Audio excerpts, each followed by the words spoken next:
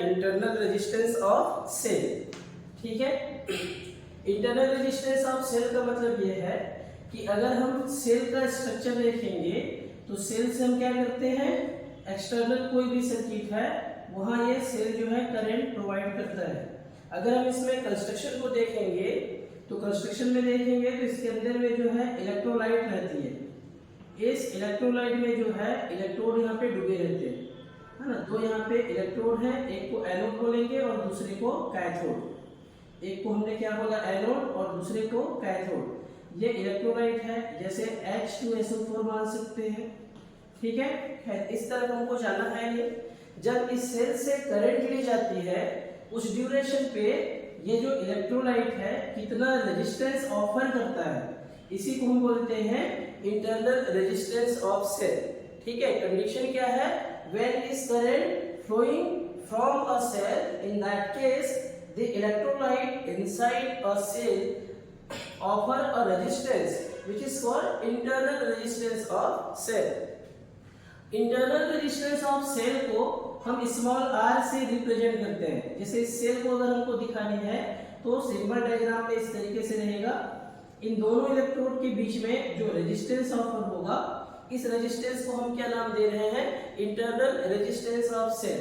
ठीक है, CG board में एक क्वेश्चन हमेशा से आएगा, इंटरनल रेजिस्टेंस ऑफ सेल क्या होती है और ये कौन कौन से पैरामीटर्स पे डिपेंड करती है। तो टोटल यहाँ पे 4 पैरामीटर है जिसपे इंटरनल रेजिस्टेंस ऑफ सेल जो है डिपेंड करता है। ठीक है, फर्स्ट वाला जैसे है, इसमें अगर हम पैरामीटर्स की बात करें तो फर्स्ट जो पैरामीटर है वो है डिस्टेंस बिटवीन द इलेक्ट्रोड। पहला क्या है यहाँ पे, distance between the electrodes.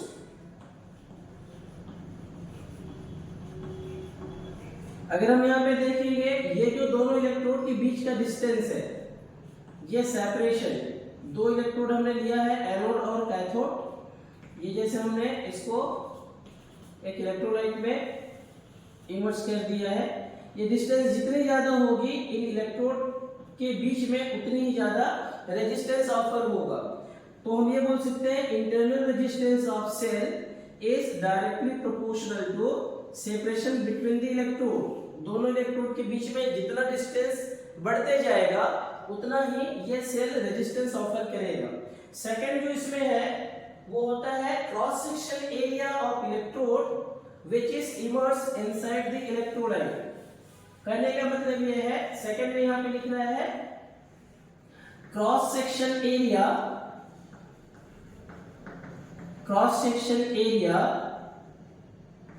Of electrode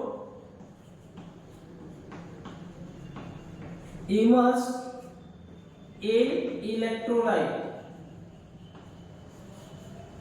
जो इलेक्ट्रोलाइट के अंदर में जो डूबा हुआ है, कितना ज्यादा क्रॉस सेक्शन एरिया इलेक्ट्रोलाइट के अंदर में है, जितनी ज्यादा क्रॉस सेक्शन एरिया इमर्स रहेगी, इलेक्ट्रिकल जो रेजिस्टेंस है सेल का वो उतनी ही कम होगा। तो हम ये बोल सकते हैं internal resistance of cell is inversely proportional to cross section area of electrode which is inside the electrolyte।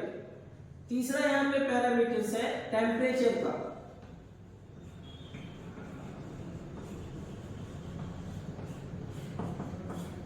Electrolyte का टेम्परेचर जितना ज्यादा आप इंक्रीज करेंगे उतनी ही ज्यादा जो है यहाँ पे इंटरनल रेजिस्टेंस डिक्रीज होगा।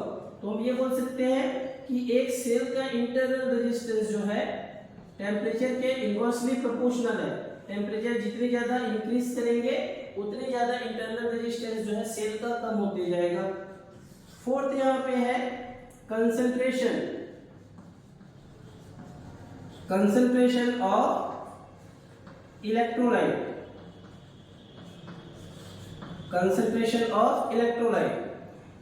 इलेक्ट्रोलाइट का कंसंट्रेशन जो है जितनी ज्यादा रहेगी उतनी ज्यादा वो इंटरनल रेजिस्टेंस ऑफर करता है। तो हमारे पास टोटल कितने पैरामीटर्स आ गए, 4 पैरामीटर्स। पहला क्या है, दोनों इलेक्ट्रोड के बीच का जो डिस्टेंस है वो कितनी ज्यादा है, अगर ज्यादा रहेगा तो इंटरनल रेजिस्टेंस ज्यादा रहेगी। इलेक्ट्रोड का कितना क्रॉस सेक्शन एरिया उस इलेक्ट्रोलाइट के अंदर में डीप है, जितना ज्यादा डूबा हुआ होगा उतनी ज्यादा जो है रेजिस्टेंस डिक्रीज हो जाएगी इंटरनल रेजिस्टेंस की।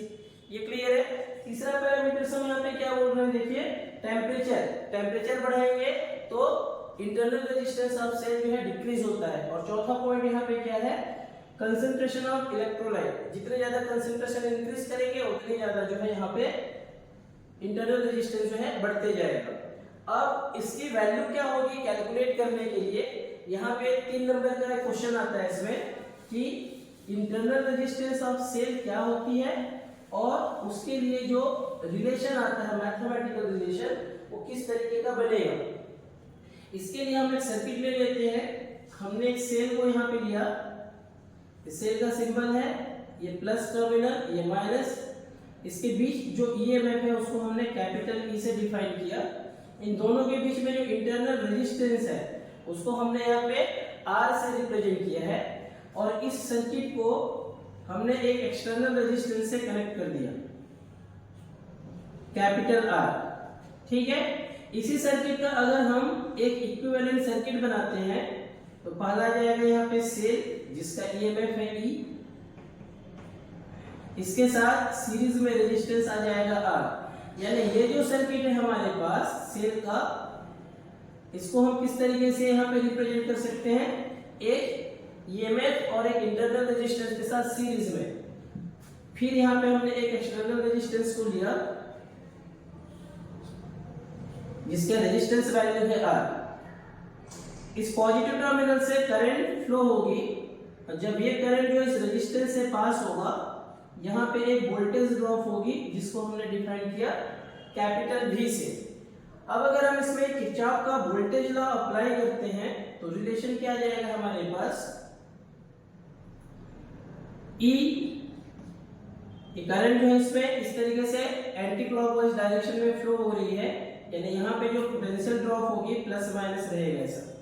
तो यहाँ पे E इक्वल टू क्या हो जाएगी, माइनस ऑफ आर आई और यहाँ पे minus of small r I equal to 0।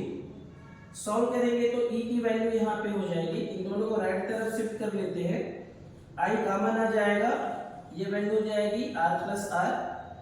यहाँ पे सर्किट करंट की वैल्यू कितनी आ जाएगी, E upon R plus r. ये हो गया इक्वेशन नंबर फर्स्ट। ठीक है, अब इसी इक्वेशन को हम दूसरे टर्म्स में लिख सकते हैं ओम्स लॉ से।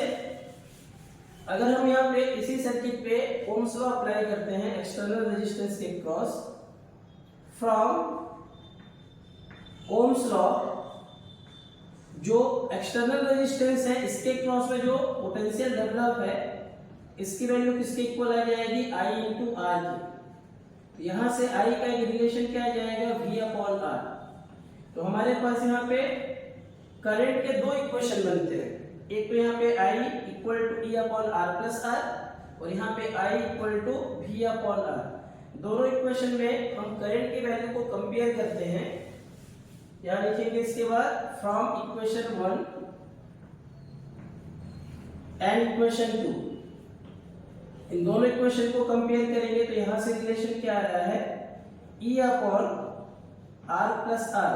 I की जगह में इस वैल्यू को यहाँ पुट अप कर सकते हैं और इसकी वैल्यू हो जाएगी V अपॉन आर। इसको इधर क्रॉस मल्टीप्लाई कर लेते हैं, E r equal to V are plus r, ये वैल्यू आ जाएगी E आर इक्वल टू, अंदर हम इसको मल्टीप्लाई करेंगे तो V are plus V small R, इसको इस तरफ शिफ्ट कर लेते हैं तो V R equal to E R minus V R. V R equal to, इन दोनों से R को हम कॉमन ले सकते हैं और यहाँ पे वैल्यू क्या आ जाएगी, E माइनस ऑफ V। जब आप इस V को इस तरफ शिफ्ट करेंगे स्मॉल r के लिए रिलेशन आ जाएगा R E upon V minus 1। ये इंटरनल रेजिस्टेंस ऑफ सेल के लिए डेरिवेशन है। सीजी बोर्ड में इस टॉपिक को हमेशा से दिया हुआ है 3 मार्क्स में। या तो आपको डेफिनेशन पूछता है इंटरनल रेजिस्टेंस ऑफ सेल क्या होती है, दूसरा इंटरनल रेजिस्टेंस ऑफ सेल क्या होती है, कौन से पैरामीटर्स पे डिपेंड करती है, और चौथा जो है इसका एक पार्ट बनता है न्यूमेरिकल प्रॉब्लम्स का, वो भी 3 मार्क्स में देगा। एक आपको न्यूमेरिकल देगा जिसमें स्मॉल r की वैल्यू कैलकुलेट करने के लिए देगी। ठीक है, इस कॉन्सेप्ट को हम जो है पोटेंशियोमीटर में भी अप्लाई करेंगे कि सेल का जो इंटरनल रेजिस्टेंस है वो कितना कैलकुलेट हो जाएगा। अगला देखते हैं न्यूमेरिकल प्रॉब्लम जो है। आइए एक न्यूमेरिकल प्रॉब्लम करते हैं इंटरनल रेजिस्टेंस को लेकर। क्वेश्चन ये देखिए, by connecting an electrode of cell to a resistance of 15 ohm. यहाँ पे देखिए एक्सटर्नल रेजिस्टेंस की वैल्यू कितनी दी हुई है 15 ohm. It's potential difference decreases from 60 volt to 50 volt. यानी यहाँ पे जो गिवन डेटा है उसको हम यहाँ पहले लिख लेते हैं। सबसे पहले यहाँ पे रेजिस्टेंस दिया हुआ है, एक्सटर्नल रेजिस्टेंस कितने का 15 ओम।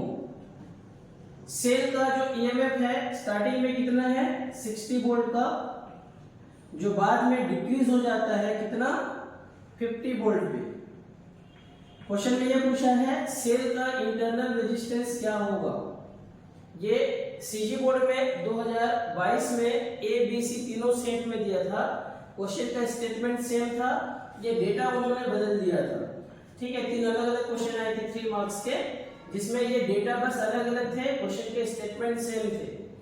हम जानते हैं क्या इंटरनल रेजिस्टेंस ऑफ सेल जो होता है capital R E upon V minus of 1।